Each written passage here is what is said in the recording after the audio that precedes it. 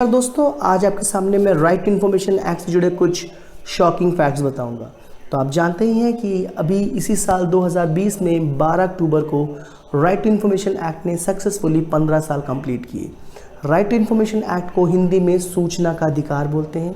ये अधिकार बहुत ही ऐतिहासिक है। जब ये बिल 2004 बन के आया था और जब 2005 में कानून बना तो इसने जनता को काफ़ी ताकत दी। इसने जनता को ये पावर दी कि वो सरकार से सवाल कर सके, जानकारी ले सके, कोई भी पॉलिसी को लेके, कोई भी उसमें करप्शन हो रहा हो तो उसका प्रोसीजर समझ सके। इससे अधिकारियों पे भी काफ़ी दबाव पड़ा और जानकारियाँ जनता को मिलने लगी। ये ज़रूरी भी है, इससे ट्रांसपेरेंसी आती है, अकाउंटेबिलिटी बढ़ती है। तो बहुत ही अच्छा डिसीजन था। लेकिन अभी पिछले 15 सालों में देखा गया है कि आरटीआई एक्ट कमज़ोर हुआ है। मैं इससे जुड़े कुछ शॉकिंग फिगर आपके सामने रखने जा रहा हूँ और जब आप ये फैक्ट सुनेंगे या समझेंगे तो आपको लगेगा कि यस, ये काफ़ी शॉकिंग और हैरानी भरा है। तो पहला फैक्ट जो मैं बताने जा रहा हूँ वो ये है कि पिछले 15 साल में देखा गया है कि देश में 2,20,000 केस पेंडिंग चल रहे हैं सेंटर और स्टेट इन्फॉर्मेशन कमीशन के पास।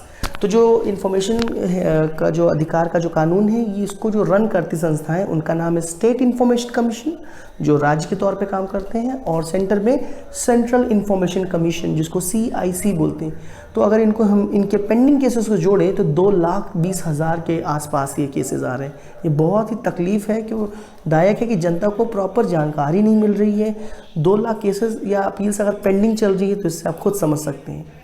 दूसरी बात अगर मैं बताऊं तो जो कमीशंस हैं, चाहे वो राज्य के लेवल पे हो या सेंटर पे कमीशन हो, ये अपनी पूरी पावर से काम नहीं कर रहे हैं। इनके पास पूरे एम्प्लॉयज़ नहीं हैं, इनकी कैपेसिटी घटी हुई है या इनके पास पूरा वर्कफोर्स नहीं है। तो इससे आप खुद अंदाज़ा लगा सकते हैं कि केसेस पेंडिंग क्यों चल रहे हैं। तो ये 2 शॉकिंग फैक्ट के बाद आइए तीसरे शॉकिंग फैक्ट भी बताता चलूँ।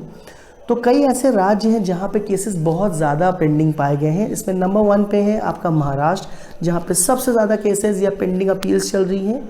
अपील का मतलब वो होता है कि अगर आपने कोई केस अप्लाई किया और आप उस केस पे आपको मन मुताबिक आंसर नहीं मिला या जानकारी ठीक से नहीं प्राप्त हुई, तो आप सीधे स्टेट कमीशन के पास या सेंटर CIC के पास जा सकते हैं।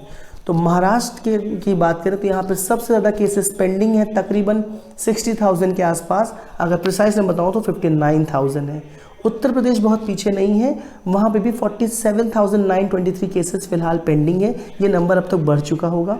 तीसरा खुद चीफ इन्फॉर्मेशन कमीशन है, उसके पास खुद ही 35,653 केसेस पेंडिंग है। तो आप अंदाज़ा लगा सकते हैं, जब चीफ इन्फॉर्मेशन कमीशन ही नहीं पूरा काम ठीक से कर पा रहा है, उसके पास खुद पेंडिंग अपील्स चल रही है, तो बाकी राज्यों से हम क्या उम्मीद करें।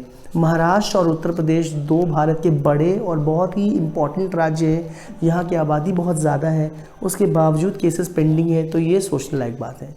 अब हम बात करते हैं उन राज्यों की जहाँ पे बहुत ज़्यादा समय लगता है केस को कंप्लीट होने में। तो उड़ीसा कमीशन बॉटम पर चल रहा है, वर्स्ट परफॉर्मर है। 7 साल लेता है एक इन्फॉर्मेशन को प्रॉपरली जनता तक पहुंचाने में। अगर आप जाते हैं लोकल ऑफिस यानी स्टेट इन्फॉर्मेशन कमीशन से सेंटर इन्फॉर्मेशन कमीशन तक, अगर कोई केस या अपील लेके जाते हैं तो 7 साल का समय लगता है। तकरीबन देखा जाए तो 1 डेकेड तक लग जाता है। यहाँ पे भी CIC का अगर मैं बोलूँ तो परफॉर्मेंस बिल्कुल भी सेटिस्फैक्ट्री नहीं है। CIC खुद 2 साल तक का समय ले लेता है। ये काफ़ी डिसअपॉइंटिंग फिगर्स हैं। अब हम बात करते हैं कुछ फैक्ट्स की। तो ट्रांसपेरेंसी इंटरनेशनल ने एक रिपोर्ट जारी की थी जिसको बोलते हैं Access Info Europe and Centre for Law and Democracy. इसने बताया ग्लोबल RTI रेटिंग्स के बारे में। इसमें इंडिया का परफॉर्मेंस बहुत ही ख़राब है, आप कुछ फैक्ट्स से समझ सकते हैं। इसने बताया कि 2017 तक 66,60,000 केसेस रिसीव किए गए, जिसमें से 4.8 लाख केसेस रिजेक्ट कर दिए गए। क्यों? क्योंकि अगर कोई ऐसी जानकारी जिसको सरकार मना कर दे, सरकार चाहे तो उन केसेस की जानकारी नहीं दे सकती है जिन मुद्दों पे जानकारी देने से किसी की डेटा प्राइवेसी का हनन होता है या कोई सामरिक या देश की सिक्योरिटी या सॉवरिटी से जुड़ा कोई मुद्दा है, तो उन केसेस को सरकार रिजेक्ट कर सकती है। तो तकरीबन 4 लाख केसेस या तकरीबन 5 लाख केसेस को रिजेक्ट किया गया, जो मोर और लेस 7% के आसपास था। 18 लाख से भी अधिक केसेस को CIC के पास भेजा गया, जिसको अपील बोला जाता है। और RTI में एक प्रोविज़न है कि अगर कोई अधिकारी ठीक से काम नहीं करता तो उनके खिलाफ पेनल्टी लगाई जाए। ओके, अगर आप सरकारी कर्मचारी हैं, आपको जानकारी देनी है और आप जानकारी देते हैं तो सरकार आपके खिलाफ जो CIC है वो आपके खिलाफ एक्शन लेगा और पेनल्टी लगाएगा। तो पेनल्टी अगर देखा जाए तो 1.9 करोड़ से कलेक्ट की गई अधिकारियों के ऊपर जो लगी थी। और दूसरा शॉकिंग फिगर बता दूं तो हर राज्य को हर साल एनुअल रिपोर्ट सबमिट करनी होती है राइट इन्फॉर्मेशन एक्ट से जुड़ी। तो सिर्फ 10 राज्य ही थे जो अपनी एनुअल रिपोर्ट जारी कर रहे थे, अपडेट कर रहे थे। 12 ऐसे राज्य हैं जिनके पास कोई वैकेंट पोस्ट ही नहीं है स्टेट वैकेंसी कमीशन की, मतलब कि कोई ज्वाइनिंग ही नहीं कराई गई है। इनकी कंडीशन बद से बदतर है। अगर हम टोटल स्टेट कमिश्नर या सेंट्रल कमीशन की बात करें तो जो भी वैकेंट पोस्ट है 156 पोस्ट में से 48 पोस्ट आज तक नहीं भरी गई है, यानी कि 1/3 जो वैकेंट पोस्ट है। तो आप खुद समझ सकते हैं कि इनके पास पूरा कैलिबर ही नहीं कि उस पर काम कर सकें। ओके, अब हम बात करते हैं कुछ और शॉकिंग फिगर की। तो राइट इन्फॉर्मेशन एक्ट की तो ओडिशा कमीशन में सिर्फ 4 कमिश्नर काम कर रहे हैं, ये राजस्थान में घट के 3 पे आ जाता है। आप अंदाज़ा लगाइए राजस्थान कितना पॉपुलेटेड राज्य है, वहाँ पे सिर्फ 3 स्टेट कमिश्नर है। तो आप सोचिए कैसे जनता को जानकारी मिलती होगी। अब हम बात करें तो झारखंड, जहाँ पे बहुत बड़ी ट्राइबल आबादी है, दलित वर्ग है, मार्जिनलाइज पीपल है, वहाँ पे कोई स्टेट कमिश्नर है ही नहीं। और तो और त्रिपुरा जो नॉर्थ ईस्ट है, वहाँ पे अपनी ट्राइबल एरिया है, वहाँ पे भी एक अपनी आबादी है, उनके पास कोई जानकारी देने वाला नहीं है। एजुकेशन लेवल बहुत ख़राब है इन दोनों ही राज्यों में। तो इन दोनों जगहों पे स्टेट कमिश्नर है नहीं और यहाँ के कमीशन जो स्टेट कमीशन का जो ऑफिस है वो काम ही नहीं कर रहा है कई महीनों से। तो आप अंदाज़ा लगाइए कि यहाँ की जनता की क्या हालत होगी। क्या यहाँ ट्रांसपेरेंसी होगी? क्या यहाँ पे लोगों को जानकारी मिल पा रही होगी? पता नहीं। अब तीसरी बात बताऊँ तो जो खुद CIC का ऑफिस है उसके पास कोई चीफ नहीं है। That means there is no chief at CIC, chief information commission, यानी एक कमीशन, एक आयोग के पास कोई हेड नहीं है और सिर्फ 5 कमिश्नर काम कर रहे हैं। भारत जैसे बड़े राज्य, दुनिया का देश, मतलब दुनिया का दूसरा बड़ा देश जहाँ पे 1.25 अरब से अधिक की आबादी है, वहाँ के कमीशन में मीन्स एक आयोग में सिर्फ 5 कमिश्नर काम कर रहे हैं और कोई हेड नहीं है। तो इससे आप खुद समझ सकते हैं कितना शॉकिंग और कितना डिसअपॉइंटिंग फिगर है। तो आप इन फैक्ट्स को थोड़ा एनालाइज करिए, समझिए कि कितना तकलीफदायक है जनता के लिए। अब मैं आपके सामने एक और बात रख दूं कि 2019 में RTI एक्ट को अमेंड किया गया। अब अमेंड क्यों किया गया ये तो मैं नहीं जानता, लेकिन जो अमेंडमेंट आया है वो थोड़ा इस एक्ट को कमज़ोर करता है। वो कैसे? वो ऐसे।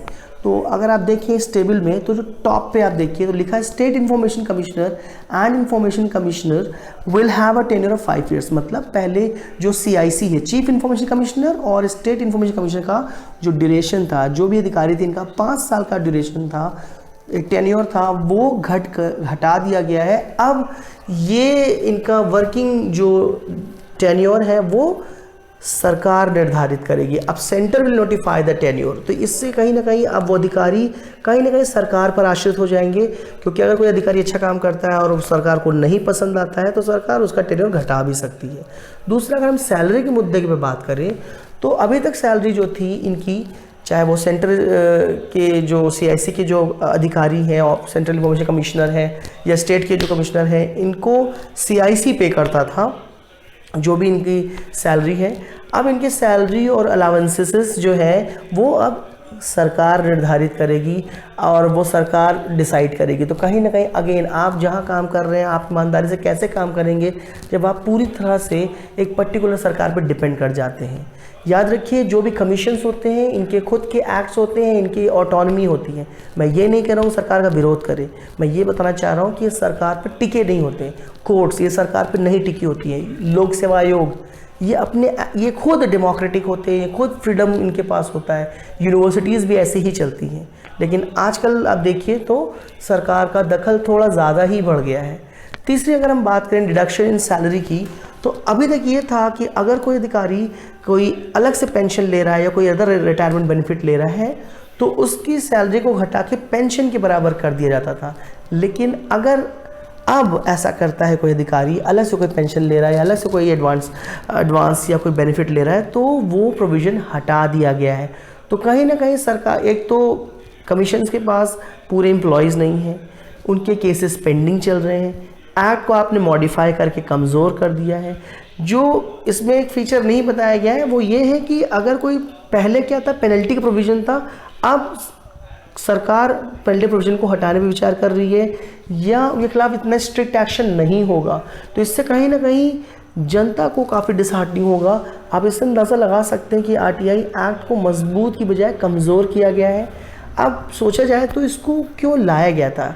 इसको इसलिए लाया गया था ताकि जनता को हर वो जानकारी दी जा सके जो जनता से जुड़ी है। जैसे हेल्थ का मुद्दा, आजकल कोविड के बारे में देख ही रहे हैं, तो हेल्थ से जुड़ी जानकारी जनता को मिलनी चाहिए। दूसरा, सोशल सिक्योरिटी प्रोग्राम से जुड़ी जानकारी। हर देश में सोशल सिक्योरिटी प्रोग्राम चलते हैं, आप जानते ही होंगे, जनधन योजना हो गया, प्रधानमंत्री जन आरोग्य योजना हो गया, ओके, इंद्रधनुष योजना हो गई। ये सभी जनता के हेल्थ से जुड़ी, जनता के बेनिफिट लिए बनी है। तो इससे जुड़ी जानकारी जनता को ज़रूर मिलनी चाहिए। सरकार की स्कीम तो टीवी पे भी नहीं बताई जाती है, पेपर में कब आती है कब जाती है मुझे खुद नहीं पता। साथ ही साथ जो भी सरकार के एसेंशियल गुड्स और सर्विसेज हैं उसको इंश्योर करना, जनता तक पहुंचाना, ये आरटीआई इंश्योर करता है। इसकी जानकारी जनता को मिलनी चाहिए, लेकिन ऐसा हो नहीं पा रहा है। अब हम जाते थे, उसको एक समरी ले लेते हैं। तो देश में पिछले 15 साल में 33 मिलियन एप्लीकेशन आए, इसमें से 9% ऐसी एप्लीकेशन थी जो अगले स्टेज पे गई। मतलब 90% केसेस में जनता को जो भी जानकारी दी गई, जनता उससे संतुष्ट हो गई। ये एक बहुत अच्छा परफॉर्मेंस रहा है आरटीआई का। लेकिन अगर देखें तो जुलाई 2020 तक 2,20,000 केसेस पेंडिंग चल रहे हैं, ओके, और पूरे देश में 24% सीट्स वेकेंट चल रही है इस कमीशंस में। मतलब कि चाहे चीफ इंफॉर्मेशन कमीशन हो या स्टेट के कमीशन हो, वहाँ पे सीट वेकेंट चल रही है। अब हम आते हैं राइट हैंड साइड, देखें तो झारखंड इंफॉर्मेशन कमीशन का कोई हेड ही नहीं है, त्रिपुरा के पास भी कोई हेड नहीं है। अगर हम बात करें तो CIC के पास भी कोई हेड नहीं है। तो 2 राज्य और एक खुद सेंट्रल इंफॉर्मेशन कमीशन के पास कोई हेड नहीं है, कोई प्रेसिडेंट नहीं है। साथ ही साथ अगर हम देखें तो 9 राज्य ऐसे हैं जिसमें उत्तर प्रदेश, तेलंगाना, राजस्थान जैसे बड़े राज्य जिनके पास कोई चीफ इंफॉर्मेशन कमीशन नहीं, कमिश्नर नहीं है। तो आप खुद सोचिए ये कितनी मुश्किल और दयनीय हालत से गुजर रहा है आरटीआई एक्ट। और इंडिया का ये बहुत बड़ा चैलेंज है ट्रांसपेरेंसी लाना, इक्वालिटी लाना, जानकारी प्रॉपर पहुँचाना, लेकिन शायद ऐसा नहीं हो पा रहा है। तो उम्मीद करता हूँ ये वीडियो आपको समझ में आया होगा। अगर वीडियो समझ में आता है तो प्लीज़ एडवाइस को फॉलो करिए, और हाँ, प्लीज़ इसके अपने कमेंट्स दीजिए और सजेशन दीजिए ताकि मैं कुछ और अच्छे और रेलेवेंट वीडियोस बना सकूँ। धन्यवाद।